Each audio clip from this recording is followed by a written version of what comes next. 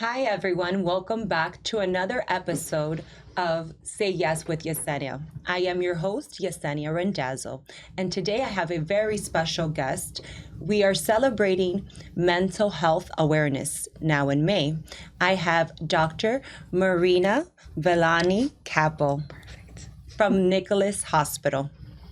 Hi, how are you? Good, and yourself. Welcome. Thank you for joining us. Thank you so much for having me.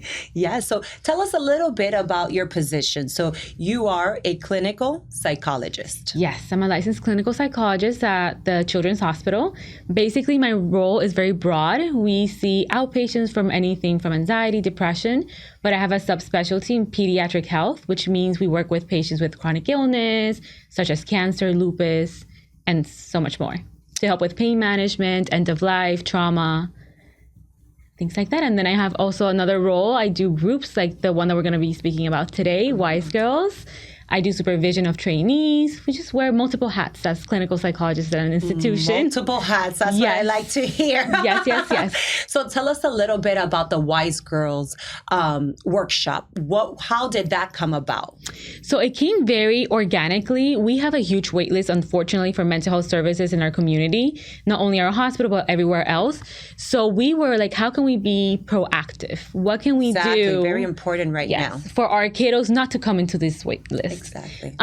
Because if we can help at least one child, in my opinion, not to come into our wait list and help one family, that for me is enough.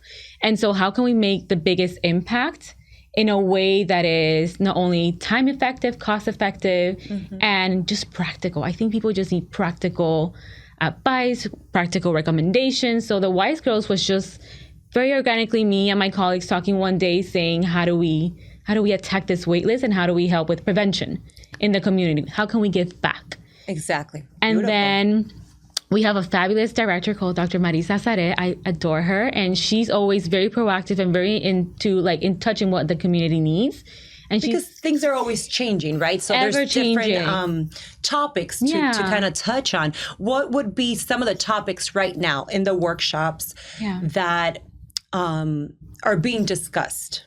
So yes, we narrowed it down because when we had to narrow out what population are we going to tackle first, it was very hard. But we, the research, the report, the articles out there up to date say that the girls 11 to 14 are the ones that are being most affected. Yes, tell me about it. I have an 11-year-old. Yes, and so right there. So we're seeing that, with the impact of social media and just how our world is functioning right now, those are the population that we wanted to target. So it's a workshop, 6 sessions, so once a week after school, so it doesn't interrupt with schooling or academics or anything like that. And basically we talk about how to get to a healthy self-esteem. Very important. Yes, how to problem solve.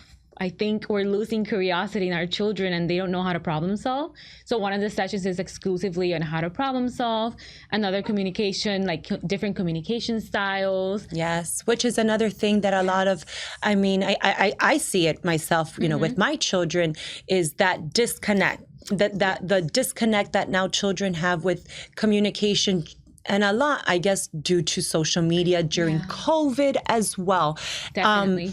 What have you seen throughout these workshops, kind of like a common link that they all kind of discuss about? Yeah. So I feel like I'm surprised every time. This is the 5th time I do this workshop, and I'm surprised how aware and insightful these young ladies are. People underestimate them. I think that when we have these conversations and open conversations, they all are very aware of the impact that social media has on their mental health. Look at them. I'm learning myself then. They're very aware. They're like, I compare myself to others.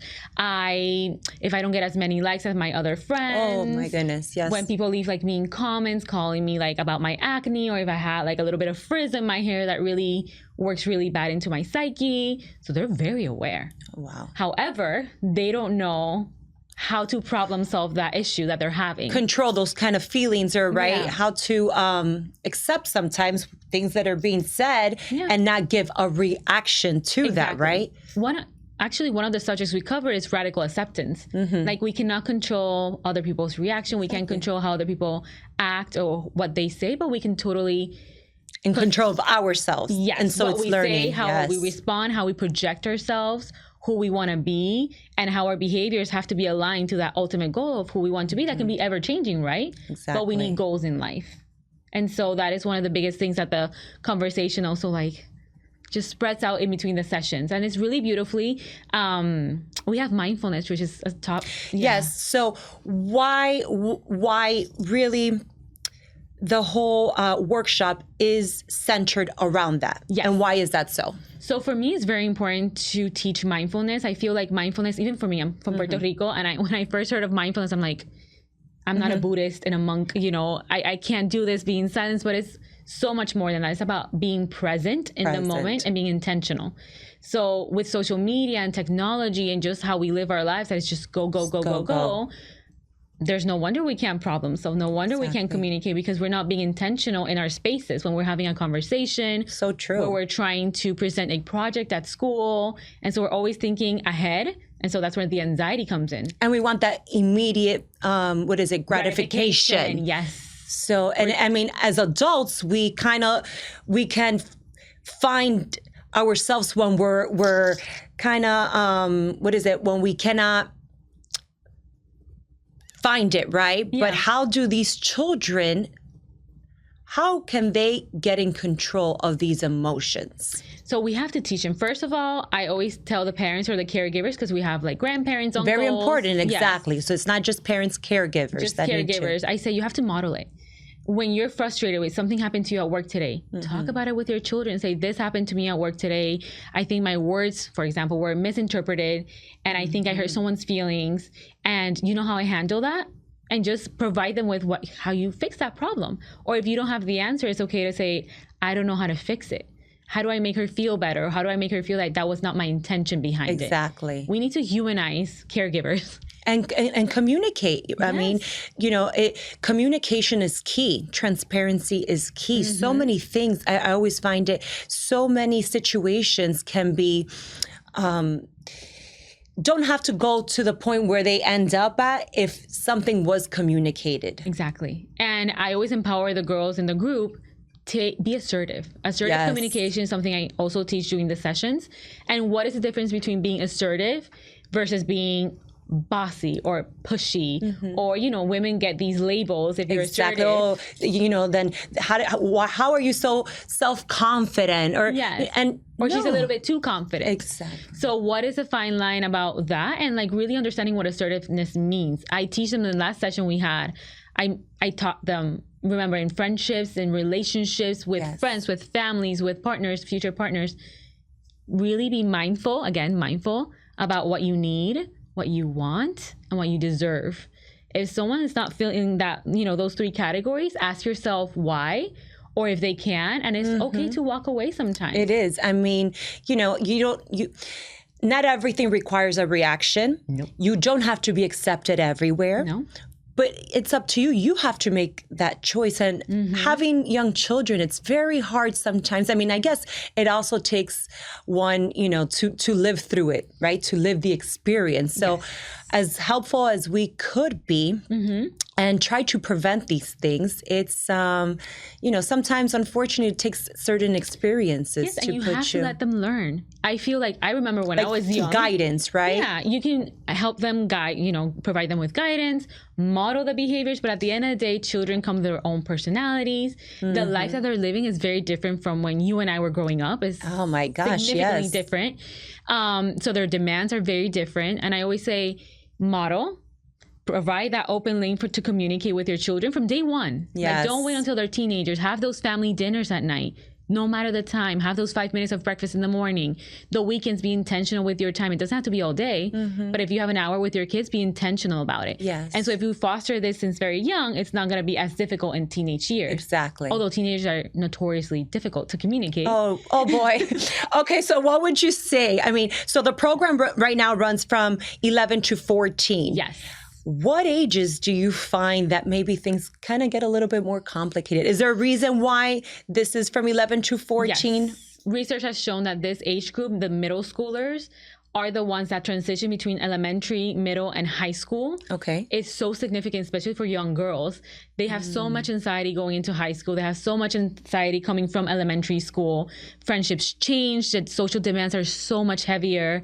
The academic demands are always as heavy. So it's just about balancing. So we found that age group is the one that I would love to do it since they're 5, right? I would love to have I think like my 8-year-old would love to sign up. I would love like something like a little tiny WISE girl group. And eventually we want to develop this. We have a WISE initiative is what we call it. Will be the umbrella term. All right. And eventually, if everything goes smoothly, I would love to create WISE boys, WISE very nice. WISE caregivers, WISE coaches, like in the community, the sports, and how that impacts their, mental health in our children. Oh, absolutely. I mean, anything from like teachers to coaches, they're spending that other portion of the day, a huge chunk of time, with the children. So them receiving that education and tools, right? And sometimes tools. We don't know what to say. Yes. And if someone can come with a little bit of expertise and a little bit of curiosity and kindness and just teach something that is very practical, so you have a little bit of tools in your toolkit.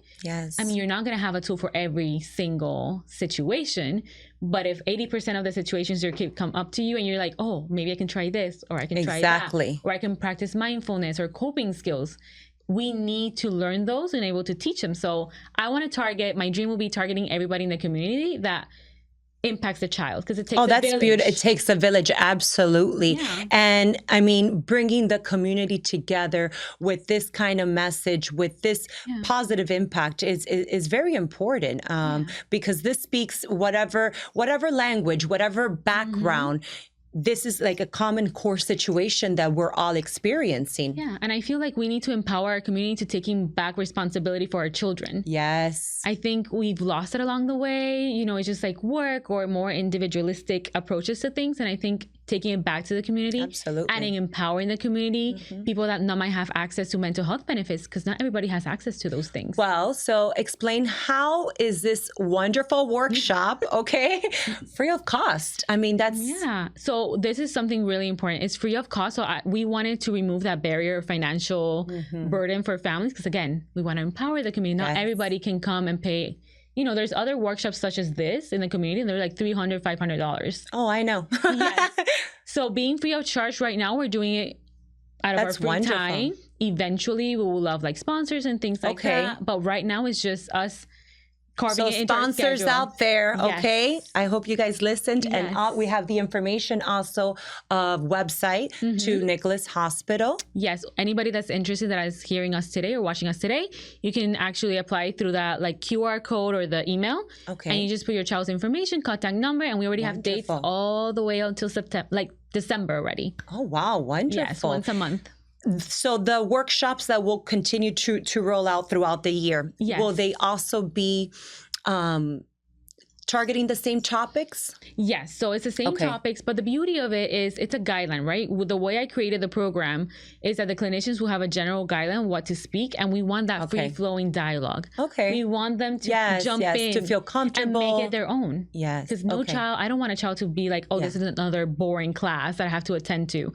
No, I want them to participate, get to know each other. I love it when they like have friendships develop and they exchange like social medias or phones. So at the end, that will be my ultimate goal, to create little friendships that can grow very nice with something that's empowering for females. Very, very nice.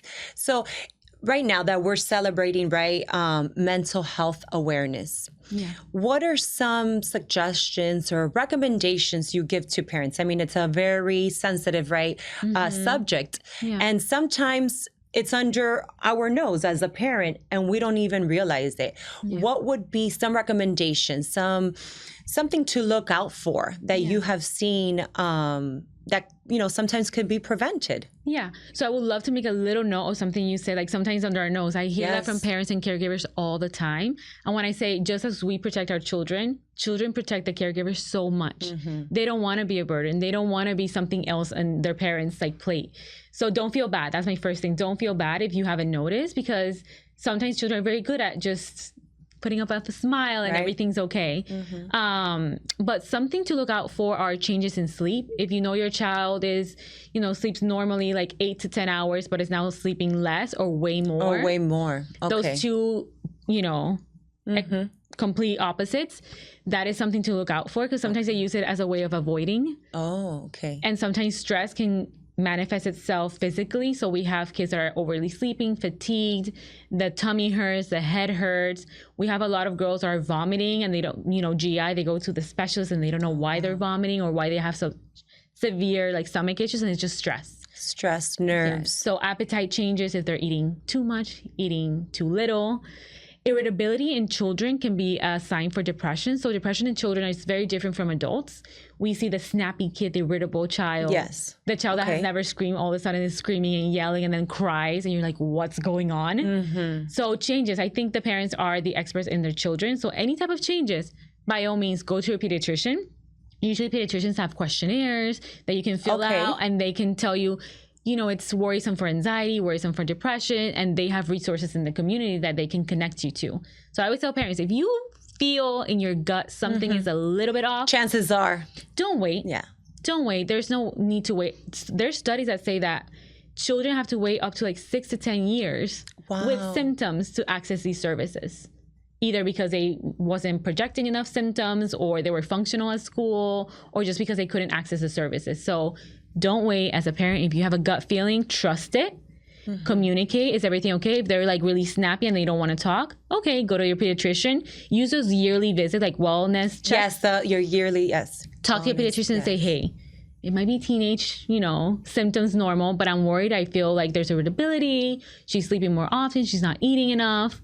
And they will usually have questionnaires that will talk to somebody else. It's good for children to talk to somebody else sometimes. Exactly, right? Sometimes they don't really want, like you were saying, they don't want to be a burden. And so they probably would open up with someone else more than they would. That makes a whole lot of sense. And I tell parents, sometimes I tell things that you already spoken to your child 1,000 times. Oh, yes. I'm thing. Like, I should just record my voice because every single day I'm always saying the same thing. And I'm not saying anything super different, but I'm not the parent. Yes. So they don't have to fake anything. They don't have to like me. They don't have to.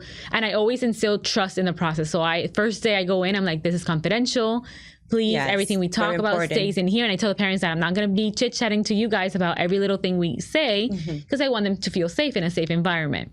So it's always good just to check in with an expert. And so what is the earliest age that you do treat? We see everything. So right now in our hospital, we treat from 2 years old. Okay. That they may have like tantrums or they're like self-injuring or head banging or they have feeding or swallowing issues. Clinical psychologists can help with that. And all the way in our hospital to their 18 to 21. But yeah, as early as 2, we can see separation anxiety. Okay. So we treat, we attack that problem with the parent. Okay. Because there's a lot of parenting classes and things like that. We also do evaluations. So if you have questions regarding your child's academics or IQ, or whether or not they're in the spectrum or not, clinical psychologists can also do evaluations to be able to define a true diagnosis and give you targeted interventions. And so what are kind of the methods used for anything like an educational evaluation? So for evaluations, all standardized testing. Okay. And those include standardized questionnaires for the caregivers, the teachers, if the child is old enough, self-questionnaires, and then standardized batteries is what we call them. Okay. And for example, for autism, we try to elicit a response through a standardized process, and then we quantify it, and depending where your child is, it's a moderate, mild, or severe. So we have plethora of tools to diagnose different things. But I think it's so important to have a true diagnosis. Exactly. Not to be assuming or guessing or thinking. And what age do you suggest, right, or recommend that parents, if you are in doubt, if you have any questions, or if teachers, are giving you some feedback, that is kind of like a good age to kind of do this type of testings? So if it's academic worries, I always say first grade will be a good start. The teachers have already seen them in kindergarten already, like maybe they're not remembering the colors or they have a hard time paying attention. And there's different testing. So you mentioned psychoeducational. That's only specifically for academics. Oh, okay. Which means that the schools, if your child is failing, public schools in Florida have the responsibility to test your child and to develop an individualized educational plan. Okay. Yes. Insurances don't usually cover that one. Yes, I know that too. Yes. And then that versus psychological evaluation, which means for autism, for IQ, if you have a child that, for example, has a genetic disorder and we want to know if there's any intellectual disability, that'll be a psychological evaluation. And is that one also like that good ones to are covered. do? And those are covered. And again, like age that should be So if you know your child was already born with a genetic disorder, testing by early steps, we have early steps in for Florida. prevention, right? It's from 0 to 3, they start testing them. Okay. And then from 3 onwards, it's the Fiddler's program. And then once they come into the school system, you can also test them through. Oh, okay. So again, if you have any concerns, the earlier the assessment, the earlier the interventions, and possibly the better quality of life we can provide our children. No, and that's the beauty of at least the time and age that we do live, right? Yeah. Right now is there are tools. There's resources out there. It's just really sometimes we don't know, right? That what available programs they. And there's a hesitancy too. I feel like some parents, when I meet them, they're like, I don't want to test them because they're so smart. I'm like, of course they're smart. Like she or he is super smart. There's different types of intelligence, but he or she is really struggling. Like I communicate by they're really struggling in math, for example, or they're really struggling paying attention. And that they know that they struggle with this and then they're avoiding school. And that's why you're seeing all these avoidance. So if we can test and make sure we set them up to succeed exactly. instead of fail, why not? Exactly. You know, why not? But we have to demystify and destigmatize all these labels. All these labels. Yeah. What would you say has been a positive, right, experience throughout your journey in your position where you've seen that, you know, a positive outcome? Well, my profession, I call it very selfishly. It allows me to have little pockets of happiness throughout my days. And that's what I try to focus on, even though I work with, like I told you before, like medically compromised kiddos and it can be very sad, but children teach you so much about life and resiliency. So positive things I've seen about our intervention, what psychology can really do for our community, our kids, I feel empowered. A child that came in very mousy and didn't speak and was being bullied at school, all of a sudden comes the next session. She's like, doctor, I came in and I, practiced my Superman pose in the mirror. And then I went the next day and I told this person, like, I feel very sad when you do this to me. Yeah. And you know what they say? They say that they didn't mean it, that they thought they were making, it was a funny joke. They didn't mean it in a mad way. And so we schedule a play date or something like that. Oh, okay. So for me, that's a huge win. Yeah. Someone that suffers from chronic pain telling me, oh, my pain went down from a 10 out of 10 every day to an 8 out of 10. So now I'm able to go on walks with my dog every day. Huge win. Or people that are, females that feel very depressed and social media, they're consumed by it and they're very perfectionistic and they're able to say, I accept myself as I am. I'm going to work on my strengths. I'm going to work on my weaknesses and I'm just going to push forward. And I'm going to one thing at a time every day. Beautiful. That for me is a huge win. So selfishly, I have huge wins every day in my career. And we dived straight in, you know. I didn't even ask you what drove you to choose this career? So it's really funny. I'm from Puerto Rico, and so I wanted to be a vet. Really? Yes. I love animals. I feel like animals are so therapeutic and they're like just the most amazing creature. I'm obsessed with animals. So I wanted to be a vet, and then to study veterinarian, you had to leave the island. Okay. But things happened in my life that I couldn't leave the island, and I had to stay. And then I went into political science my first semester. Oh. Because maybe I could be a lawyer. My parents are always saying that I could be a great lawyer because I always, question everything and fight every 2 seconds. So I wanted to be a forensic lawyer first. And then I got bored, to be honest. And then I went into accounting, and then I went to literature, which don't ask me how I got there. My parents were like, what are you going to do with a literature degree? And then I did an essay on a Gothic movement, literature, whatever. And they gave that essay to the director of psychology of that university. And they're like, what are you studying? I'm like, I'm so lost right now. Yeah, we're going to help you. Yeah, officially I'm in literature, but unofficially I am the most lost I've ever been in my life. And then the director told me, like, what do you know about psychology? Again, me being from Puerto Rico, I'm like, oh no, I don't do crazy. I don't feel like it works. That's just, for crazy people. Honestly, that's what I thought. That's what you thought. Honestly. Little did you know. Little did I know that I was going to be obsessed with it. And I wanted to be first a forensic psychologist. So I worked in the jail system, human trafficking, sexual abuse of mind, all these crazy things. And that was the majority of my training. And then accidentally they put me in a children's hospital for one of my last rotations. And I was like, oh no. I'm in love with the little At first I was like, oh no, I can't do children. I can't do hospitals. This is not what I do. And I fell in love. There you go. I fell in love. So you said yes. And I said absolutely yes to this profession. And I love it and I wouldn't do anything else. Awesome. Yeah. Awesome. Well, it was a pleasure having you today. Thank you for joining us. Well, thank you for having me.